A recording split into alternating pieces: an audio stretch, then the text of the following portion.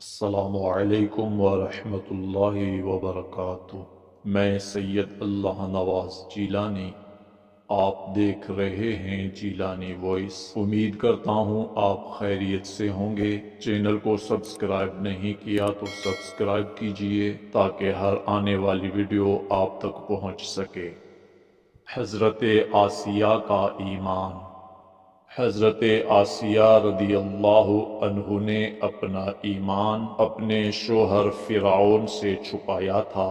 جب فرعون کو اس کا پتہ چلا تو اس نے حکم دیا کہ اسے گونا گوں عذاب دیے جائیں تاکہ حضرت آسیہ ایمان کو چھوڑ دیں، لیکن حضرت آسیہ ثابت قدم رہیں۔ تب فرعون نے میخیں منگوائیں اور ان کے جسم پر میخیں گڑوا دیں، اور فرعون کہنے لگا اب بھی وقت ہے، ایمان کو چھوڑ دو۔ مگر حضرت آسیہ نے جواب دیا تو میرے وجود پر قادر ہے، لیکن میرا دل میرے رب کی پناہ میں ہے۔ اگر تو میرا ہر عضو کاٹ دے تب بھی میرا عشق بڑھتا جائے گا۔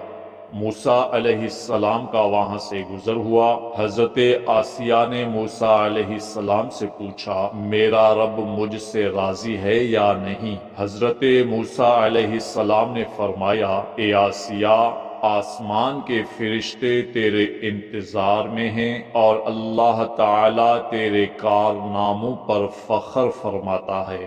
سوال کر، تیری ہر حاجت پوری ہوگی۔ آسیہ نے دعا مانگی اے میرے رب، میرے لیے اپنے جوار رحمت میں جنت میں مکان بنا دے۔ مجھے فرعون کے مظالم اور ظالم لوگوں سے نجات عطا فرما۔ حضرت سلمان رضی اللہ عنہ کہتے ہیں حضرت آسیہ کو دھوپ میں عذاب دیا جاتا تھا۔ جب لوگ لوٹ جاتے تو فرشتے اپنے پروں سے آپ پر سایہ کیا کرتے تھے اور وہ اپنے جنت والے گھر کو دیکھتی رہتی تھیں۔ حضرت ابو ہریرہ رضی اللہ عنہ کہتے ہیں جب فرعون نے حضرت آسیہ کو دھوپ میں لٹا کر 4 میخیں ان کے جسم میں گڑوائیں اور ان کے سینے پر چکی کے پاٹ رکھ دیے گئے تو حضرت آسیہ نے آسمان کی طرف نگاہ اٹھا کر عرض کی اے میرے رب،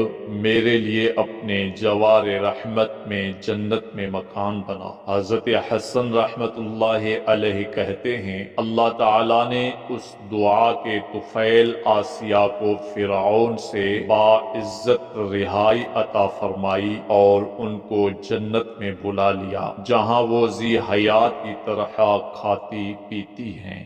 اس حکایت سے یہ بات واضح ہو گئی کہ مصائب اور تکالیف میں اللہ کی پناہ مانگنا، اس سے التجا کرنا اور رہائی کا سوال کرنا مومنین اور صالحین کا طریقہ ہے۔ اللہ عز و جل تمام مسلمانوں پر رحم فرمائے، آمین۔